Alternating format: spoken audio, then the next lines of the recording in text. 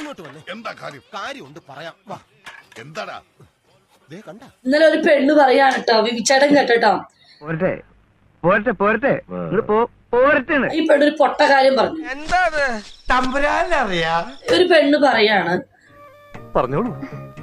ആദ്യൊരു മടിയുണ്ടാവും, പിന്നെ അത് ശീലമായിക്കൊള്ളൂ. പറഞ്ഞോളൂ. കോണ്ടം യൂസ് ചെയ്യുമ്പം വെളിച്ചെണ്ണ തേച്ചിട്ട് വേണം കോണ്ടം യൂസ് ചെയ്യാൻ. വയസ്സായി വരികയല്ലേ, കുറച്ച് കോയപ്പെടുത്തിട്ട് നല്ലോണം ഒരു പിടുത്തം പിടിച്ചാൽ മതി. ലിക്വിഡും വെളിച്ചെണ്ണ, പിന്നെ വാസലിൻ,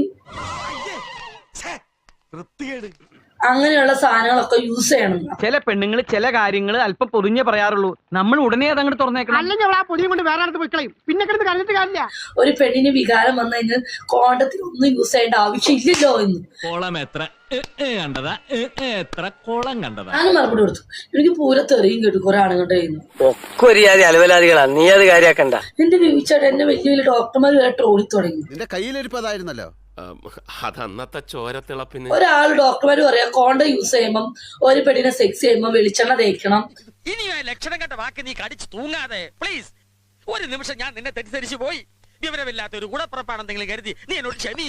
അല്ലെങ്കിൽ ലിക്വിഡ് വെക്കണം. അതിന്റെ ആവശ്യം എന്തിരിക്കണോ?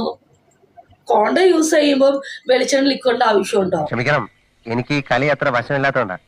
ഇത് കേട്ടാ തോന്നുന്നു മറ്റു കളികളൊക്കെ വലിയ വശമാണ്. ഒരാണിന്റെ കഴിവ് പോലെ ഇരിക്കും അല്ലേ വീശേട്ടാ?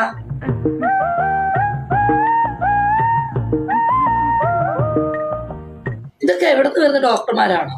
ഞാൻ ഇതിനെതിരെ ഒരു കോൺവേഴ്സ് ഞാൻ അത്രയും വേണോ? വേണം, കുറച്ച് കടുപ്പത്തിരിക്കട്ടെ. സത്യം, നമ്മൾ കോണ്ടം യൂസ് ചെയ്യുമ്പോൾ കോണ്ടത്തിൽ തന്നെ പല പല തൈസ് കോണ്ടങ്ങളുണ്ടോ? ഇത്ര കൃത്യമായിട്ട് എങ്ങനെ പറയാൻ കഴിഞ്ഞു? കള്ളന്റെ സൈക്കോളജി പഠിച്ചാലല്ലേ കേണൽ ഈ യൂണിഫോം ഇടാൻ പറ്റൂ. പക്ഷെ ഏറ്റവും നല്ല കോണ്ടത്തിന്റെ പേരാണ് ഡൂളക്സ്. എക്സ്പേർട്ടാ. ആ കോണ്ടാണ് ഏറ്റവും നല്ലത്. ആണല്ലോ. നിന്റെ ഈ വാക്ക് ഞാൻ വിശ്വസിക്കുകയാണ്. നീയാണ് സാക്ഷി. ഉറപ്പാണല്ലോ? ഉറപ്പാണല്ലോ.